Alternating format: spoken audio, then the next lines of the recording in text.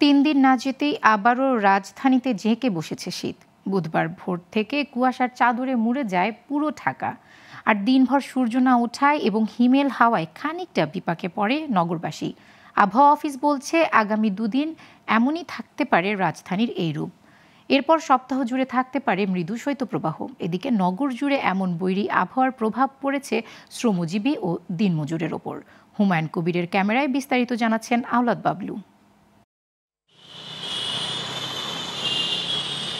ফুরিয়ে আসছে পৌষ মাস, তাই হঠাৎ করেই আবারও বিরূপ রাজধানীর ঢাকাসহ আশপাশের এলাকা। বুধবার ভোর থেকে দীর্ঘ সময় কুয়াশার চাদরে মুড়ে যায় পুরো শহর। আর বেলা গড়িয়ে গেলেও দেখা মেলেনি সূর্যের। উষ্ণতার ছোঁয়া পায়নি প্রকৃতি।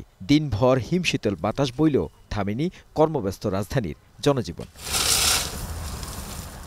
পিচঢালাই রাস্তায় পাল্লা দিয়ে প্যাডেল চালিয়ে ছুটছেন বৃদ্ধ রহিম মিয়া। হোক শীতের তীব্রতা, জীবিকার কাছে নতজানু যেন খেটে খাওয়া সব মানুষ। সবাই আমি কি করবো, অভাব গরিব মানুষ কামার ঠিক আছে, গরিব মানুষ এটা না করে কি করবো। প্রচন্ড শীত, এই পেটে দেয়া বেরিতে হয়। ওই যে হাত পা বইটা আছে, তারপরে কষ্ট করে চালাইতেছি।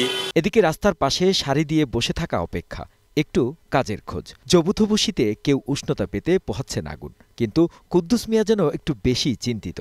কাজ কাম চিন্তা ওনার কাজ কাম হয় না, একটু সমস্যা, ঠান্ডার আবহাওয়া। কাজ কাম করছি, কাজ কাম পাই না, এই কারণে এই জায়গায় ভাত খাইতে হয়েছি আমরা। শীত বেশি তো, এর লেগে আগুনের তাপটা লইছে, কাজ কাম নাই। ঘন কুয়াশা আর হিম বাতাসে বাড়ছে নগরবাসীর ভোগান্তি।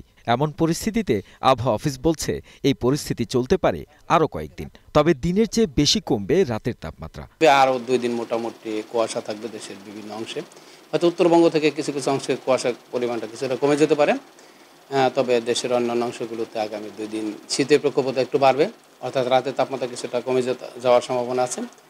সেই সাথে 10 তারিখের পর থেকে, অর্থাৎ 11 তারিখেও মোটামুটি কিছু অংশে শীতের প্রবণতা একটু আজ যে অবস্থা আছে তার সাথে একটু হয়তো আস্তে আস্তে একটু বাড়বে।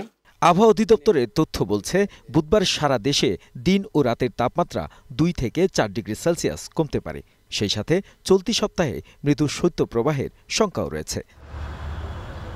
আওলাদ বাবলু, গ্লোবাল টেলিভিশন, ঢাকা।